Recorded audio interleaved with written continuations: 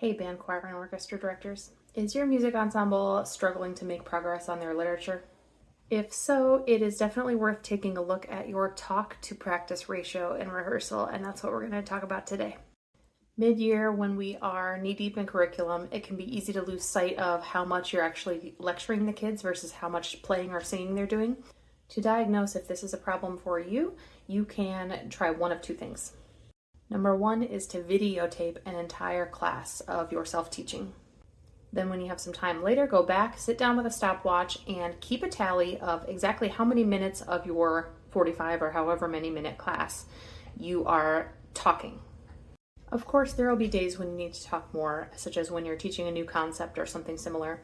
But in general, the kids need to be doing a lot more playing or singing than you think. Now, I said videotape and not just audio record because it's also worth keeping an eye on the students that are in your recording. And if you notice a lot of disengaged students, that's another clue that you may not be doing enough sound making. The second way to diagnose this, equally as good, is to bring in one of your music colleagues in your district or your building. If they've got some time, they can come in and help and keep track for you, or an instructional coach. In my experience, a lot of instructional coaches who don't have musical backgrounds want to help you in your classroom, but really don't know how because it's out of their comfort level with their content knowledge. But this is a great way to engage those coaches, is to ask them to come in, A, keep an eye on your students to see if they're engaged, and B, rock that stopwatch and make sure they're keeping track of how much sound the kids are making. Then once you've got your minutes timed out, your goal is going to be to increase that by at least 20%.